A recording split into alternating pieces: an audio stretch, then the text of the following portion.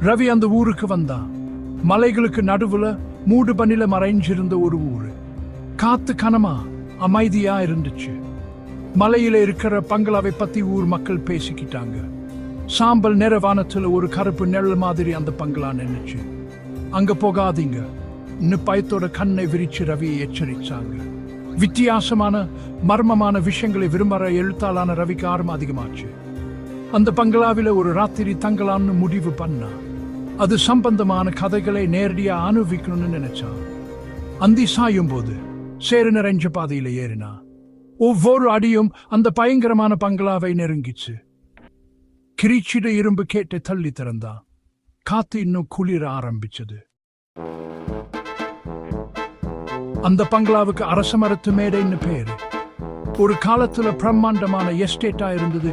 இப்போ பாழ்டைஞ்சு போயிருக்கு. அங்க ஒரு மனசு உடைஞ்ச நனக்காரி பேய் பிடிச்சிருக்குன்னு ஊர்ல நம்புறாங்க.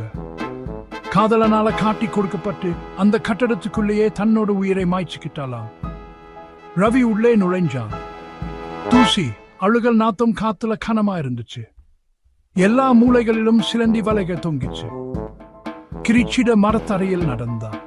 ஒவ்வொரு அடியும் காலி ஹால்களை எதிரொலிச்சது. நடைபாதையோட கடைசியில ஒரு அறையை கண்டுபிடிச்சான். ஒரே ஒரு ஜன்னல் வழியா மங்களா வெளிச்சம் வந்துச்சு. அங்கதான் அந்த ராத்திரியை கழிக்கலாம்னு முடிவு பண்ணா. இரவு வந்துச்சு. வித்தியாசமான சத்தங்களால பங்களாவோட அமைதி கலைஞ்சது. தரை பலகைகள் கிரீச்சிடுச்சு. உடைஞ்ச ஜன்னல்கள் வழியா காத்து அலறிச்சு. ரவி அந்த சத்தங்களை கண்டுக்காம விட்டுட முயற்சி பண்ணா. எழுதுதல கவனம் செலுத்த முயற்சி பண்ணா. ஆனா பயம் காத்து வச்சிருந்தது. திடீர்னு மேல பார்த்தா கண்ணோரமா ஒரு நெல் அசைஞ்சது. அவன் நெஞ்சு படபடன்னு அடிச்சிச்சு. அரை குளிர ஆரம்பிச்சது. கழுத்துல ஒரு குளிர்ந்த மூச்சு பட்ட மாதிரி இருந்துச்சு. படபடக்க நெஞ்சோட திரும்பி பார்த்தா ஒண்ணுமே இல்ல. அங்க எதுவுமே இல்ல. எல்லாம் அவன் கற்பனைன்னு நினைச்சுக்க முயற்சி பண்ணா.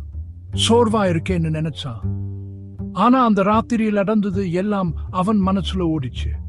யாரோ தன்னைய பாக்குற மாதிரி ஒரு உணவு. காத்து இன்னும் குளிர ஆரம்பிச்சது. தூசி நிறைஞ்சு பங்களாவுல இல்லாத மல்லிகை பூ வாசனை வந்துச்சு. அப்போ அவளை பார்த்தான்.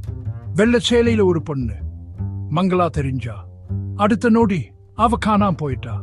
ரவி பங்களாவை விட்டு ஓடினா. இருட்டுல ஓடினா. அந்த பொண்ணோட உருவம் அவன் மனசுல பதிஞ்சு போச்சு. திரும்பி பார்க்கவே இல்லை. பங்களா அப்படியே இருந்துச்சு.